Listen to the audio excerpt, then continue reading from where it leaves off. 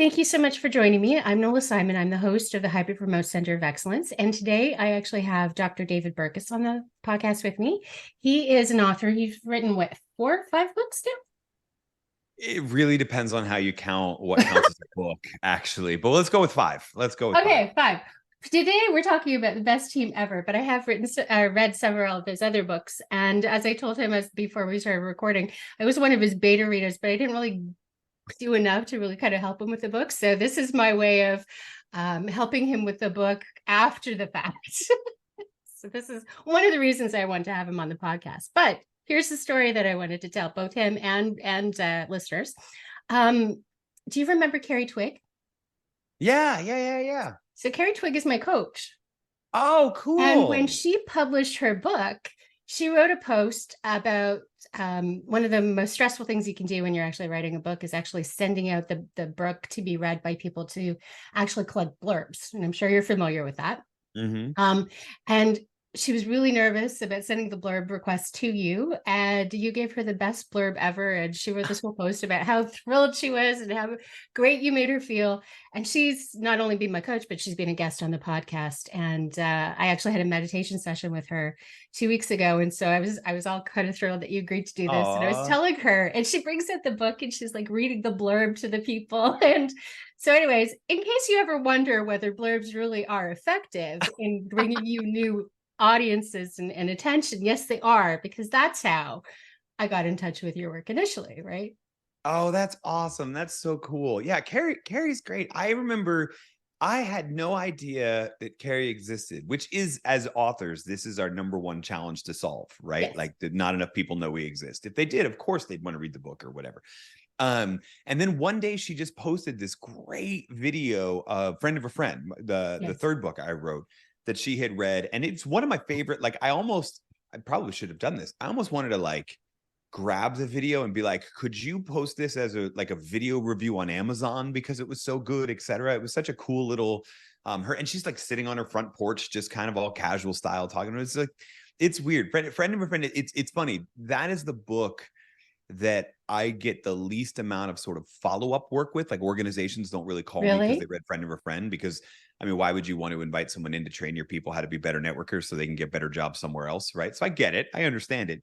But it is the book that I get the most amount of personal emails and messages on LinkedIn and what have you about, right? So it's very like, it's like a personally meaningful book, even if it didn't transform organizations the way I wanted it to, right? So, and Kerri's just a great example of that. So that's awesome. That's so cool. He is. And I got to tell you that when I brought it up in that meditation session, she started talking about a friend of a friend and how much she had really liked that. So honestly, probably if you want to ask her, she'd probably be open to it, because I gotta go back and find that video. Was something that was meaningful for her, right? And I did find that book is very useful as well too. But I actually found it very useful for breaking down silos in organizations, because I found that really helpful when I started doing ERG work.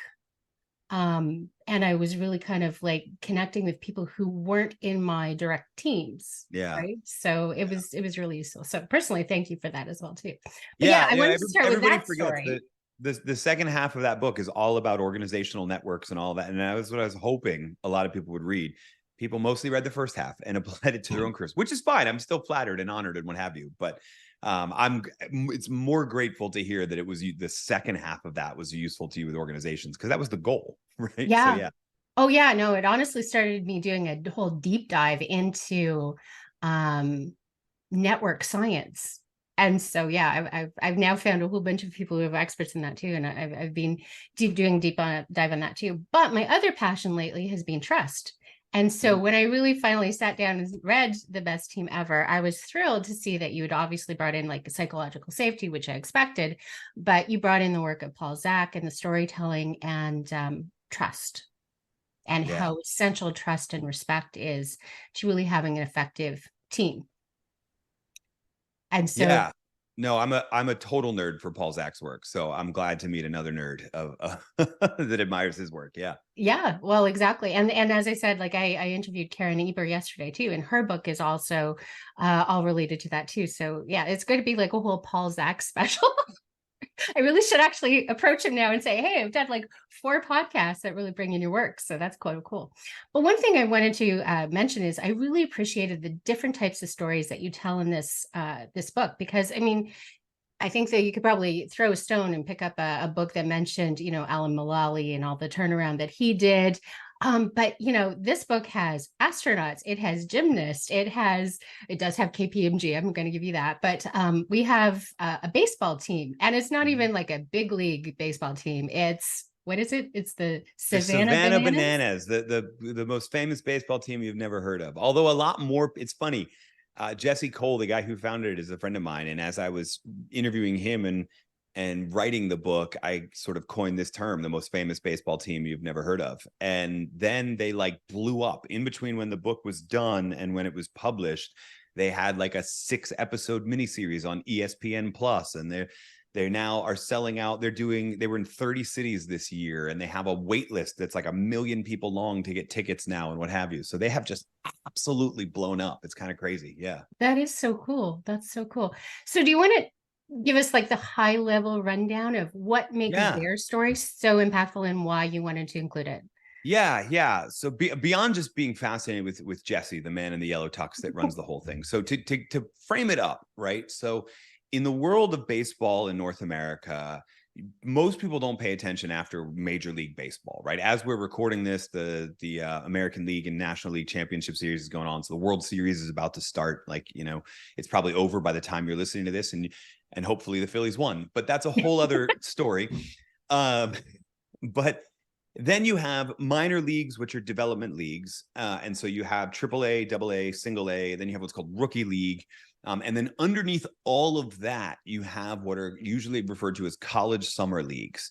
And these are vary by region. So, there's an Alaska league. There's what's called the Cape Cod League, which is actually like a New England league. And then there's what's called the Coastal Plain League, which is really like southeast of the United States, right? And these leagues are filled with college players who are on summer break. So they're playing for a college. Now they're playing during the summer just to stay fresh and what have you. And while the team is usually a for-profit company, the players aren't paid anything other than name, image, and likeness because they have to stay inside those college rules.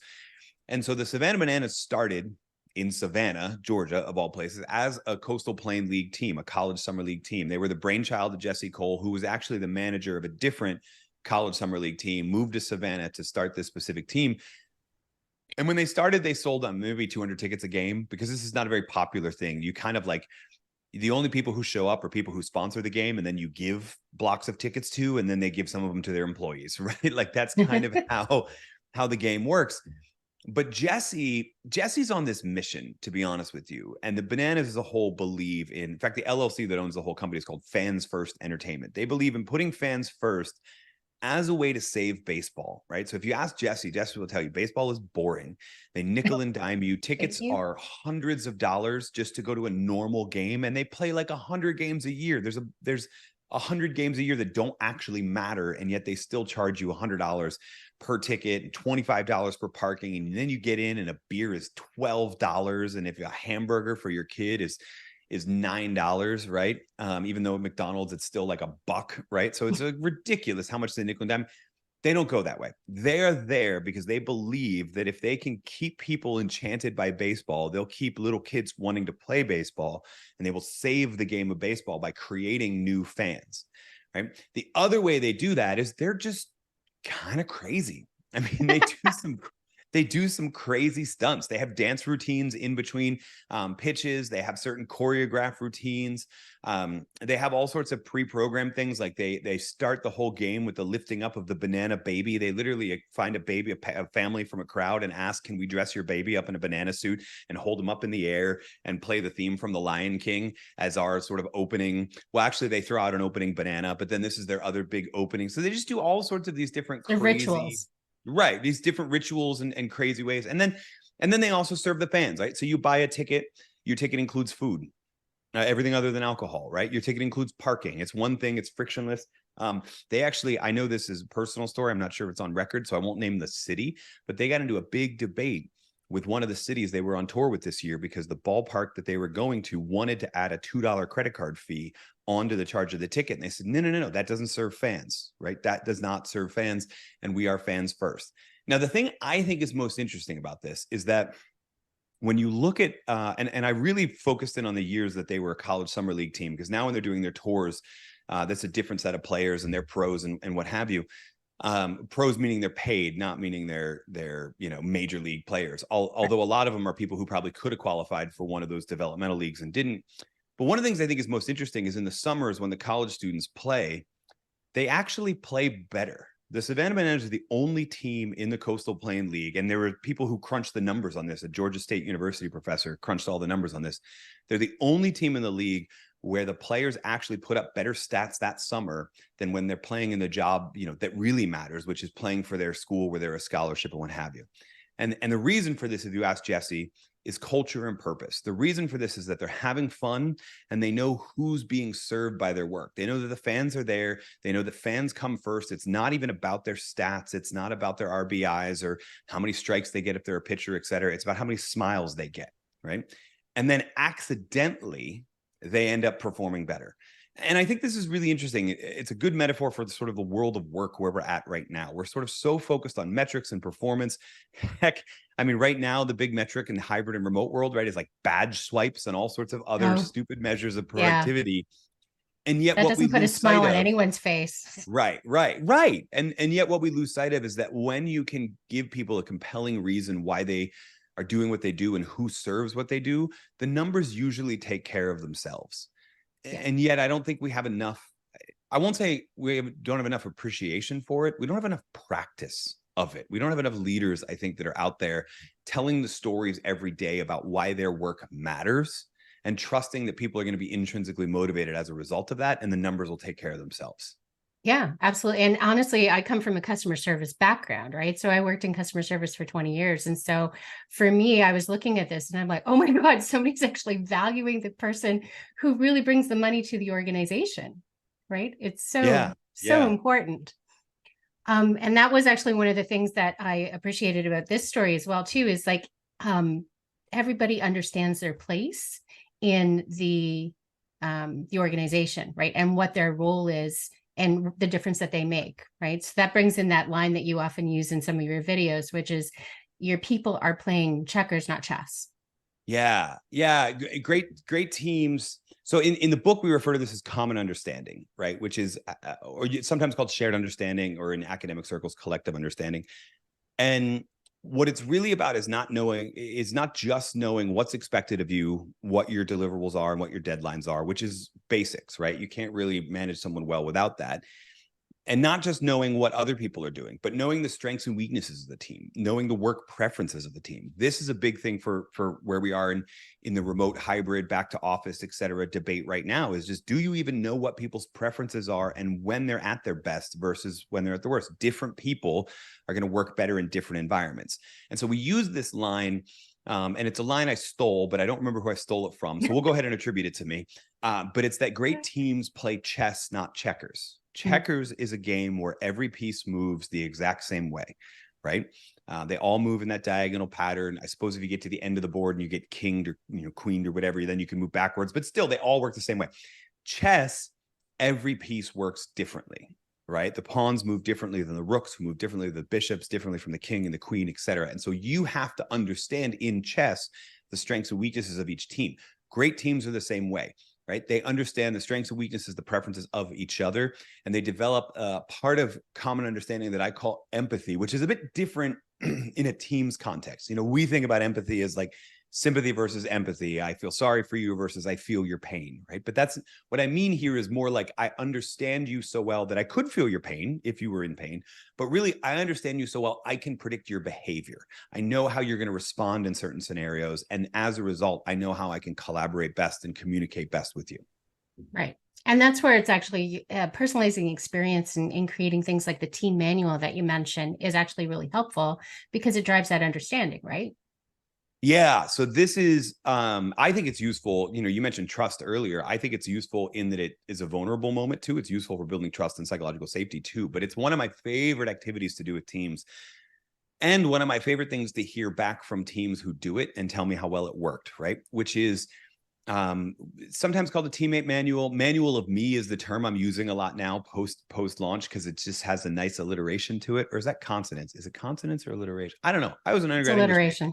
Thank you. I should know the answer to that question. I was an undergrad English major, but there you go. And the idea behind this is that you're writing a user's manual to understanding and working with you. And you can get as robust as you want. I work with some teams who do everything from these are my best hours, I'm a night owl, or I'm a this or that. What I'm really focused in are 4 core questions that need to be answered. And you don't have to copy my exact way to ask them, but I'm looking to get 4 things out of this manual of me, this teammate manual. So I look at them as 4 fill in the blank questions. I'm at my best when blank. I'm at my worst when blank. And by the way, best and worst here are not just like projects you like to work on or personal strengths and weaknesses. These could be environments. These could be, they could be tasks. They could be hours of the day. They could be all sorts of things. So it's the context in which you're doing your best work, right? So that's a broad question. It's not just what am I good at, right?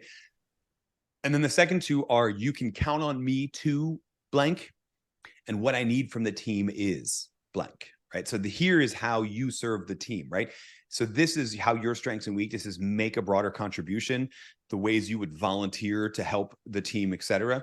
And also the things you need support from the team from, where are your developmental areas, et cetera, where are the weaknesses that other people need to be strong in. So I'm at my best when, I'm at my worst.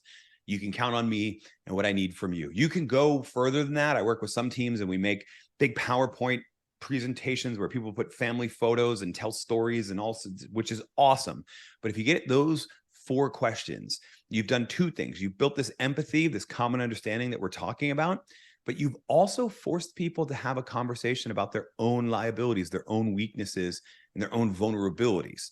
And that can go a long way into beginning to build trust and psychological safety too, because as people not only show, I mean, you know this from Paul Zach's work, as people not only show vulnerabilities, what they do is they make the other people feel more trusted, and they themselves then trust those people as well because of that. But if it's dealt with respect, because of that vulnerable moment. So on a well-functioning team, on a team that just needs a little push towards psychological safety, it can be a really nice small scale vulnerability that kicks that cycle off. Mm-hmm. Yeah, no, I thought that was great. And the other part that I appreciated was the fact that you talked about consent. So not everybody has to share this, but everybody has to have the option to choose to share it, and that autonomy to be vulnerable or not.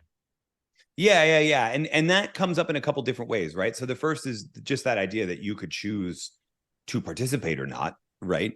Most teams I work with, they end up wanting to participate, but you get to pick. Like I talk about this in the context of vulnerability often. You don't have to go right to TMI with vulnerability, right? To build trust and build psychological safety, we don't mean you have to share your deepest, darkest secrets. You don't have to, like, first meeting with the team, be like, I want you to know, I feel like my parents never loved me. Like you don't need to go that level. You get to choose, right? So first you get to choose participate or not, but you also get to choose how vulnerable you want to be. There may be people on your team that don't actually share the true I'm at my worst one when they share the one they're comfortable sharing. And then as it's received and respected and heard and considered, and as they grow with the team, they'll be more comfortable, hopefully more comfortable over time being more vulnerable because they trust that the team is going to be more respectful, etc. So, you know, what I like to be totally candid, this isn't in the book. What I like to say is there's consent on participating and how much you participate, but the end goal is that a team is participating on all of it, right? The goal is to get you there, even if you're not there right away. And that's fine. There's a lot of teams for which we got a lot of work to do to undo the, I don't know, dis-safety, whatever the opposite of safe. There's a lot of work we have to do to undo before we can get to a place where we're growing. And that's fine. Wherever we start, we can grow to, though. Right. Yeah, no, I thought that was cool. I actually just wanted to pivot a little bit to a story that I heard you tell on a Whitney Johnson podcast. Yeah. And that was a great podcast episode. I really appreciated that. It was, I think, the first time I'd actually heard you speak candidly on a podcast. I haven't necessarily done a deep dive in your podcast. Whitney has that effect on, I think Whitney has that effect on all of us. Yeah, she's a great coach. You tell a story about the best leader that you ever worked with. And could you just summarize that? if it's a story I think you're telling about, the best leader I ever worked with actually didn't want to be a leader. Exactly that one. Right. It was when I was in university. And you know, it's funny, we get flack in university life for like, oh, but you don't know what it's like in the real world. Look, universities are just as dysfunctional as whatever you could dream up in your company, right? And so, you know, we don't have managers, we have chairs, right? And they have fancy terms, but they're functionally the same thing. And essentially what happened is our dean, depending on who you ask, quit or was fired. And then the existing chair of all of the graduate programs was asked to step in his place, and he did not want to do it. For not only for just the political bomb that it would be taking over that role and what have you, and kind of dealing with all of the fights that he didn't want to deal with, but he also didn't really believe in that role as a command and control type of thing. And so what happened was he showed up for the meetings he was required to show up for, filled out the forms he was required to fill out for, but almost everything else went very, very democratic, went very, very self-managing team. I talk a lot about in 2016's book, Under New Management, I talk a lot about leaderless teams. And I think my experience with him is probably the reason I've become such a fan of it. Doesn't mean the team isn't managed, but it means that we look to give as much autonomy and decision-making power to the team as we can afford. And if you want to call that, I mean, some theorists might call that a servant leadership model or something like that. But I just think it's really, I think about it in the context of business, but I also think about it in the context of politics. I think sometimes the best leaders are the ones who really don't want to do it, right? And just feel, okay, in this moment, I'm going to have to step up and be this way. I mean, the prerequisite is they have the skills to do it, right? This person knew how to do the job. If you don't want to do it and you're unqualified, that's a disaster. But I mean, you're qualified to do the job. You don't want to do it, but you see how the world, the organization, the moment, whatever it is, needs you in that moment. And you do it out of that sense of service as opposed to anything else. Yeah, it's funny because it made me think of what I'm doing with my daughter right now. She's taking a gap year before she goes to university, and we're doing university tours and all of that stuff too. But I really have to kind of step back, and I'm letting her do the research, and because this is her life, her decisions. And so I'm there when I need to help her. And but she's driving it, right? So in a lot of ways, I find similarities with that as well too. So another story that you've told as well before that I thought was really admirable is you've actually stepped down to benefit a team, right? Yeah. I mean, yes, I look at that less as benefit. When you say benefit a team, it makes it sound like I was like the social loafer, the terrible one, the toxic member, and was like, I quit so that you could be better. But no, not what I meant at all. I'm sorry. I meant that, during the pandemic, there was actually a risk of layoffs. Yeah. So people ask me when I left academia. So I started teaching full time in 2009. Well, maybe 2010. Depends on how you count full time. I'm giving you a lot of depends answers here, and I apologize in advance.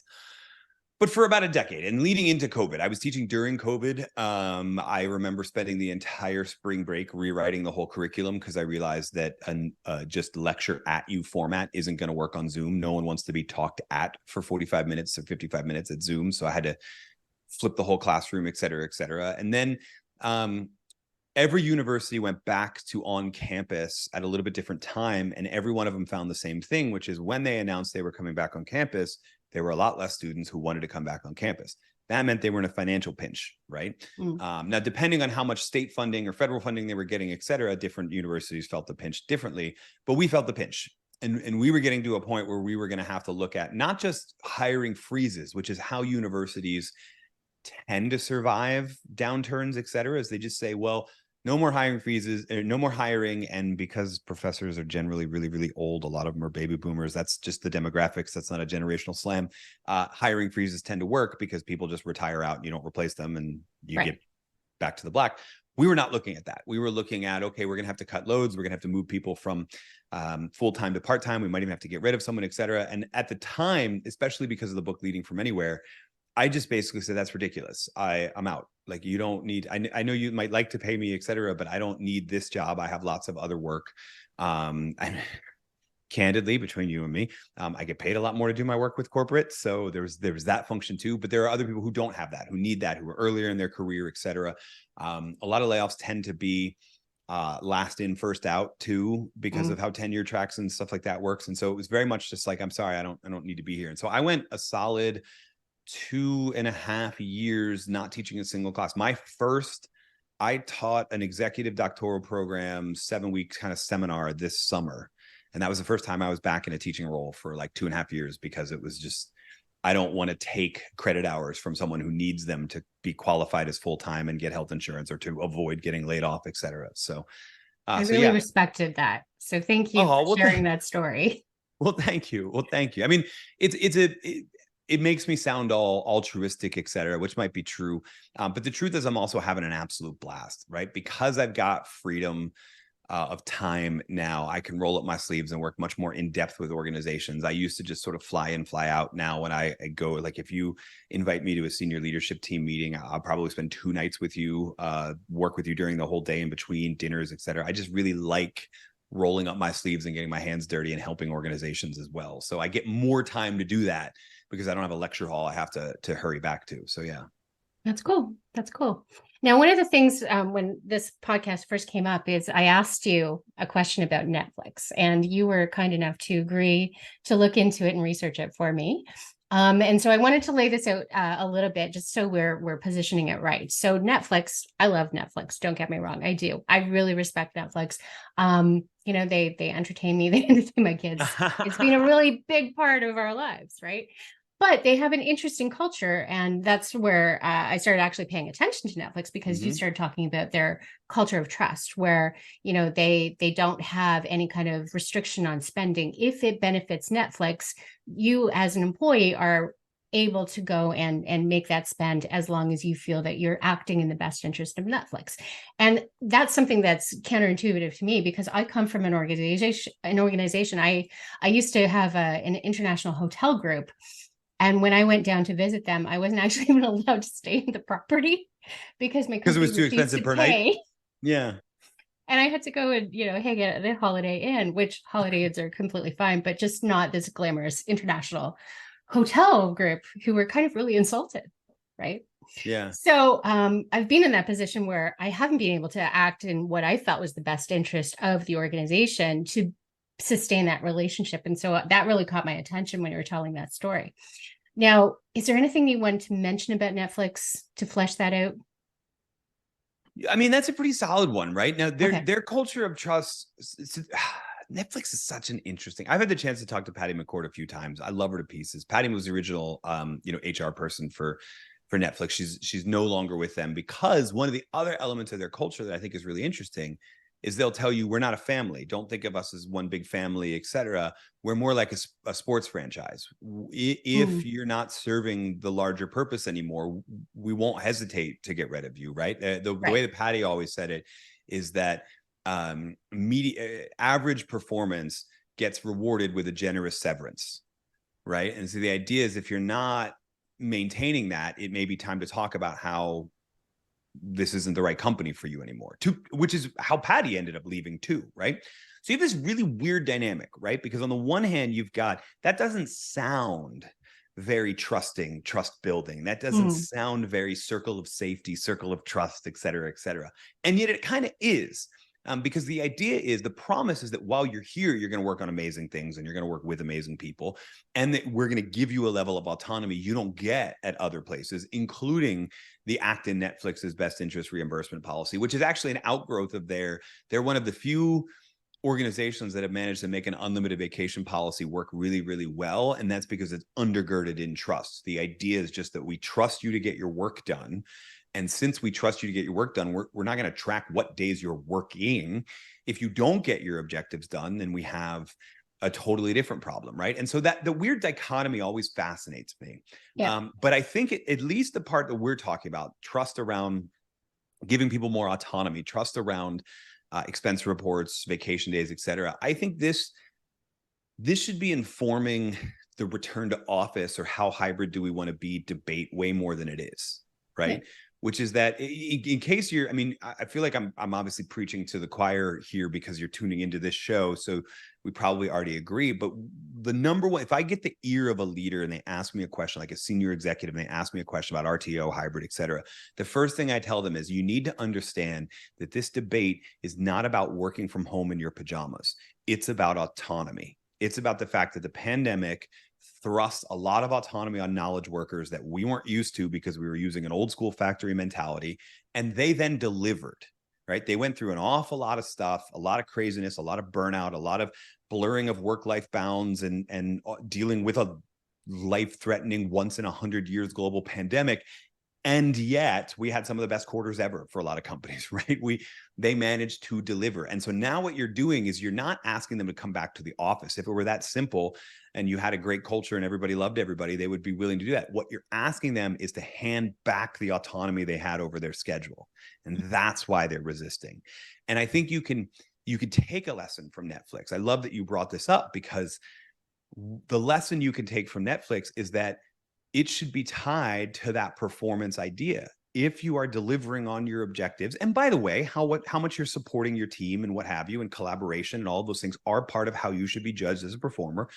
But if you can be trusted with that autonomy, we shouldn't just rip that away from you because we're ripping it away from everyone uniformly. The same way that if you cheat Netflix on the expense report, they're not going to change the policy. They're going to get rid of you, right? If you're underperforming, maybe we call you back to the office a bit more and go a little less autonomy. But if you're still performing well or overperforming expectations, we should be maximizing your autonomy in that debate, right? And instead, we're debating whether it's 2.5 or 3 days, right? Right. And it's just, that's not the right debate. The debate we ought to be having is one about trust and autonomy.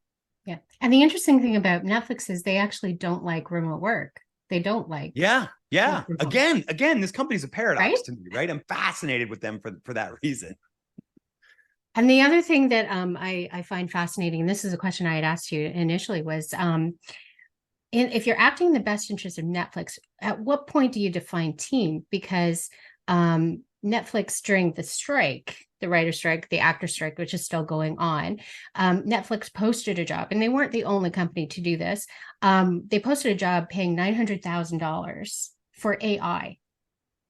And so you've got actors and writers who are out there saying that they're not getting paid enough to make their rent. They're not getting paid. They're not getting enough hours to actually qualify for healthcare. They're at the point where they actually have to strike. They're risking their livelihoods. They're risking everything, really. And Netflix can afford to invest in a $900,000 job for a technology where nobody knows really how that's going to benefit writers and actors to begin with. So where do you stop defining team? Because it's industry, right? So Netflix is not alone. But you're acting in the best interest of Netflix, but are the writers, the actors that form the content that you produce part of your team? And then where does it become this, you also have to act in the best interest of society? Yeah. So this is an interesting one for me, right? And the first thing I would say is the vast majority of television and movies still work on a studio greenlights a project from a director producer, or in TV it's called a showrunner, etc. There's a reason you see all of those different splashes like Bad Robot, et cetera, before you see the actual movie, right? Those are all the different companies that have been acting in partnership with each other for that specific project. And so part of me can see the logic of saying, well, we're Netflix. We are a studio in that we fund projects, but those projects are done by different teams than our own. And those are the teams that are employing the actors and the writers. So, not our problem. Our job is to buy good content from other people, right? And there's a blurring there because there are some shows that Netflix is intimately involved in, et cetera. And, then you add comedy specials and it's a whole other world, right? But so there's a blurring there. But I could see that mentality.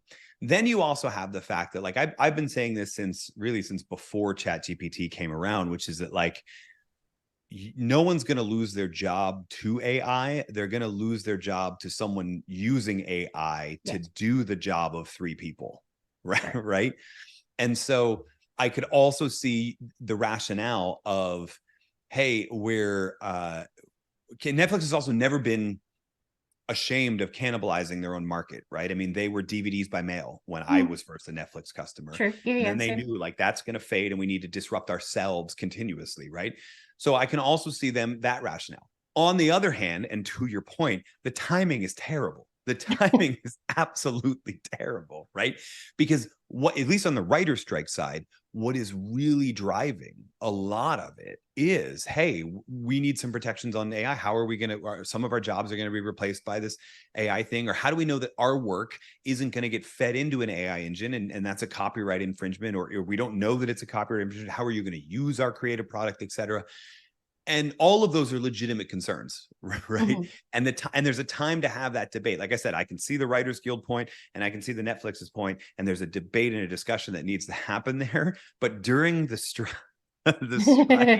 is probably not the time to have it, right? When you've got like the other thing that happened, I remember, is a lot of the late night shows tried to come back early and said, well, we won't do the opening monologue we use writers for. We'll be an interview-based podcast, but on TV. And then they backed down off of that because, again, that set the message that you're not on this team, you're on that team. Then you've crossed the line over and you're on that team. So the timing of these things really, really matters. And I think they kind of missed it there. That said, don't expect an apology from them, right? Because again, they're part of the paradox of a company like that.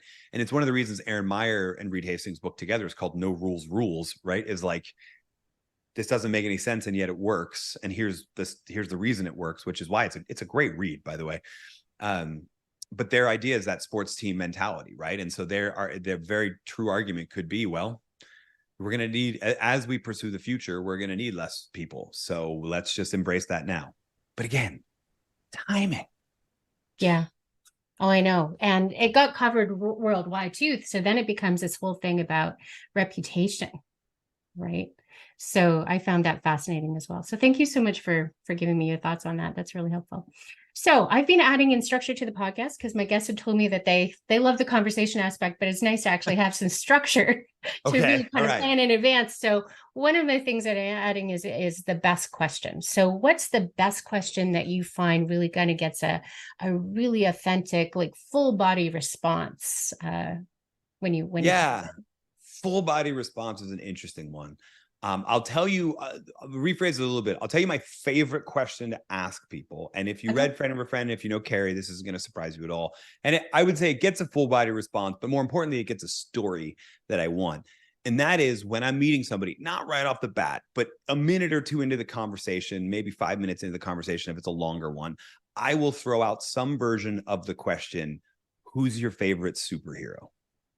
Which is weird, right? Totally weird. Not deep at all. You wouldn't think it's deep at all, right? But thanks to the Marvel movies and the superheroes aren't just for comic books anymore. We all have either a favorite superhero or we hate superheroes. Mm-hmm. In either case, there's a really compelling story there.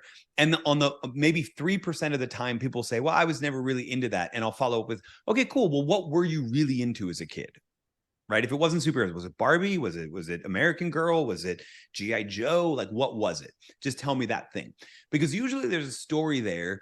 And then in unpacking the story behind why they picked, let's just stay with superheroes, why they picked their favorite one, you can learn an awful lot about people. So I'll give you an example.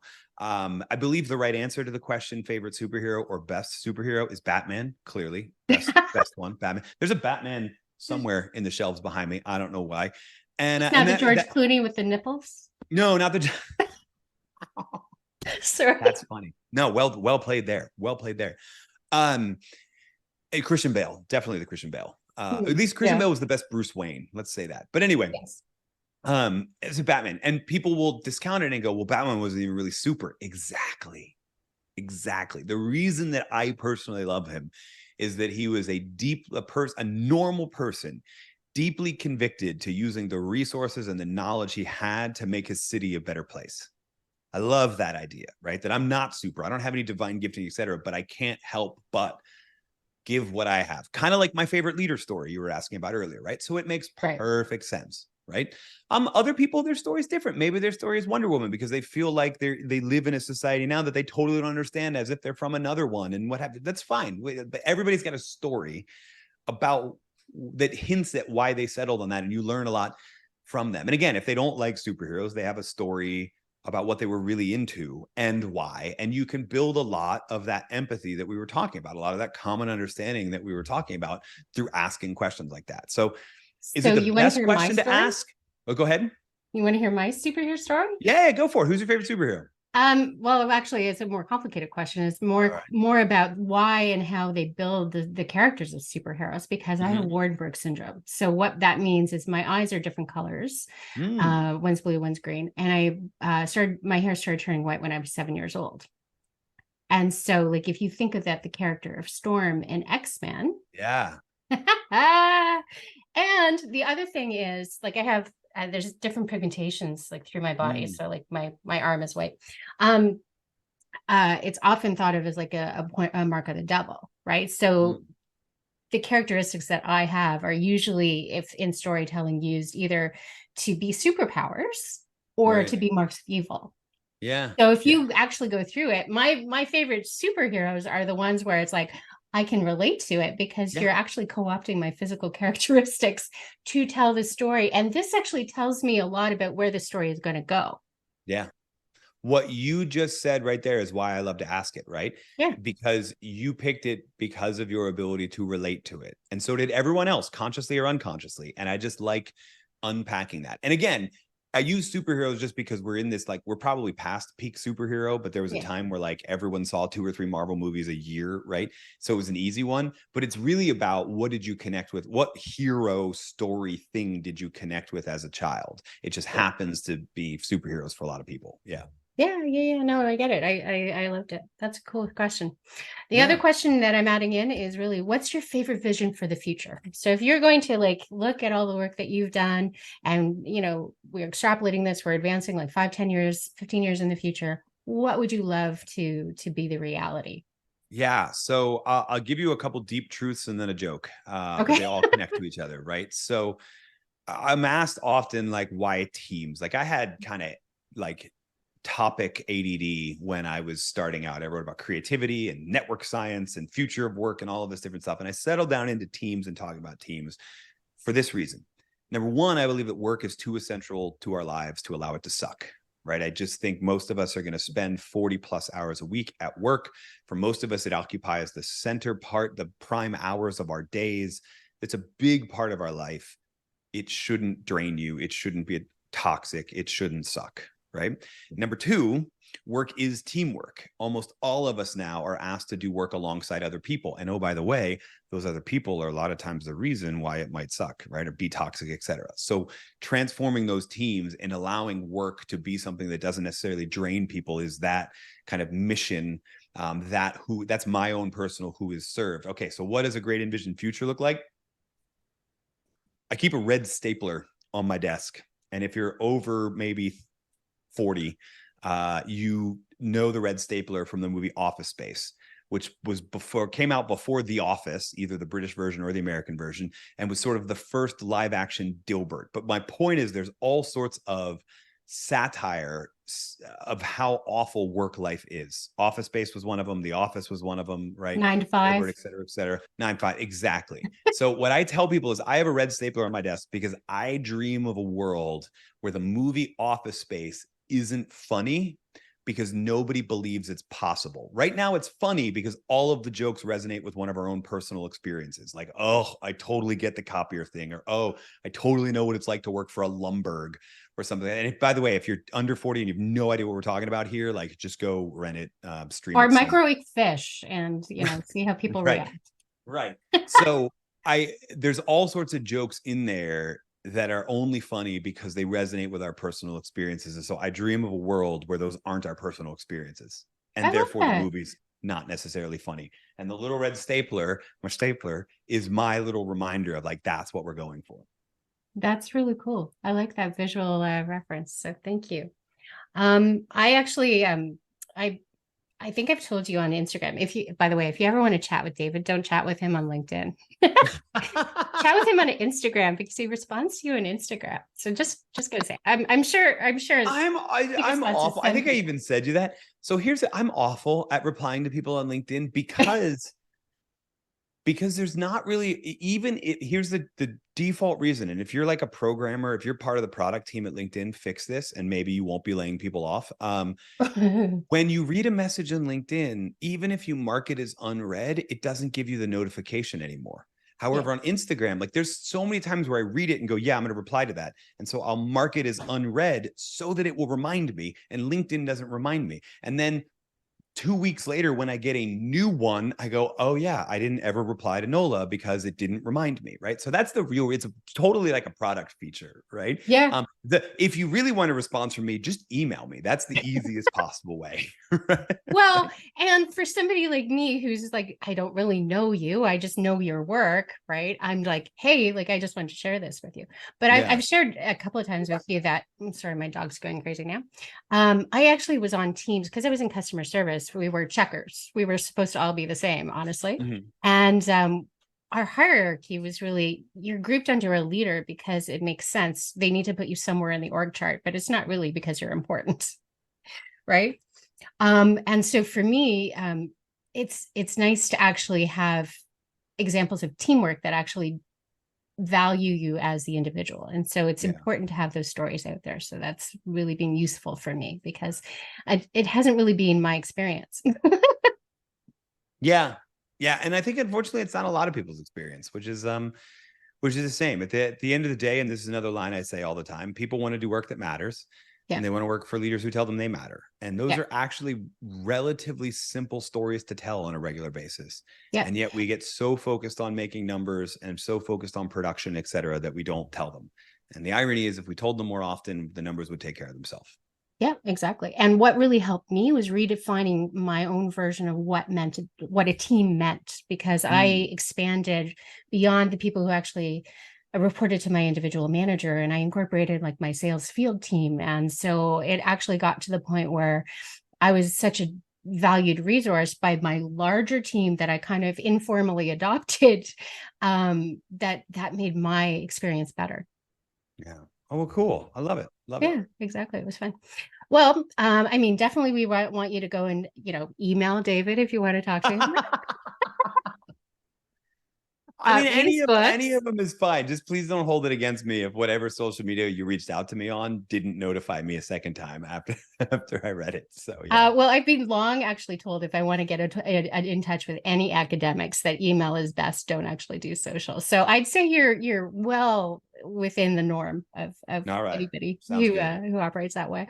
But yeah, definitely follow David on Instagram, LinkedIn, read his books, and he's quite a lot of fun. So I've enjoyed this. Thank you so much. Yeah, it was great. Thank you so much for having me. And I will tell Kerri that you said hello. And of course, send her this so she could actually hear it all. Yeah, please do. All right. Thank you. All right, thanks.